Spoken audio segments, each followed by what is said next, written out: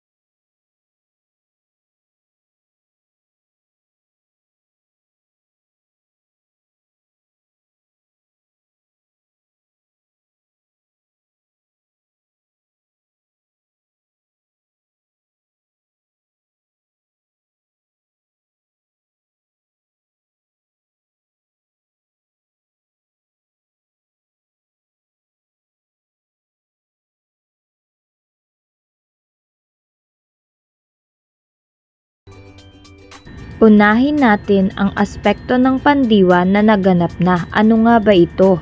Ang kilos ay nagawa na, tapos na o nakalipas na. Halimbawa, nagwalis, natulog, sumayaw.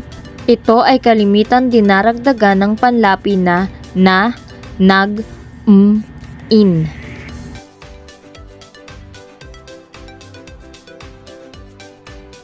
Ang pangalawang aspekto ng pandiwa ay ang pandiwang nagaganap o kilos na ginagawa, nangyayari o ginaganap sa kasalukuyan.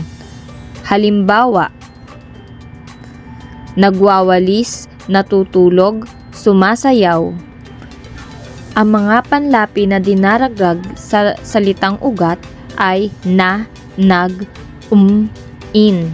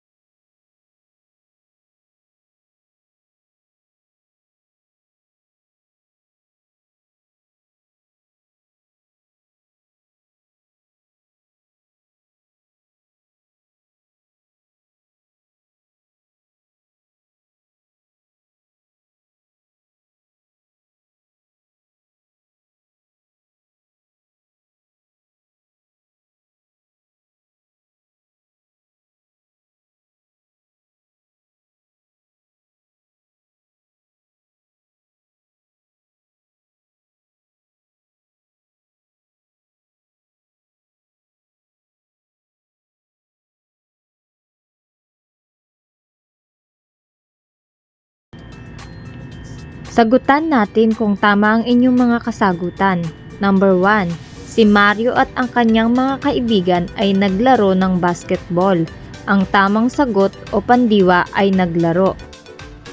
Ikalawa, buong maghapon na nananatili sa loob ng silid-aralan ang mga bata. Ang pandiwa o salitang kilos sa bilang 2 ay nananatili. Ikatlo, hinakot ng mga guro ang kanilang gamit mula sa opisina. Ang pandiwa sa pangatlo ay ang salitang hinakot. Ika-4, nagmasid ang punong guro ng mga bagong computer sa silid ng ICT. Ang salitang kilos o pandiwa sa number 4 ay nagmasid. Ika-5, ipinagdiwang ni Ana ang kanyang kaarawan kahapon. Ang salitang kilos sa number 5 ay ipinagdiwang.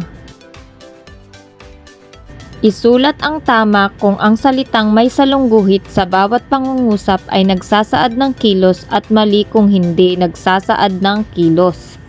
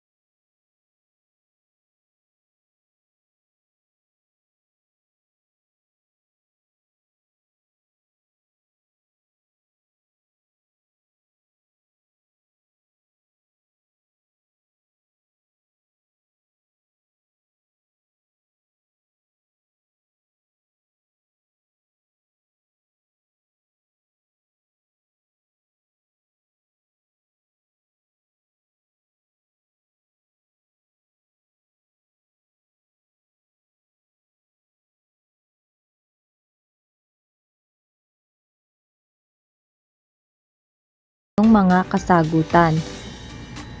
At huwag kalimutang mag-subscribe, like, and share para maging updated kayo sa ating channel. Paalam!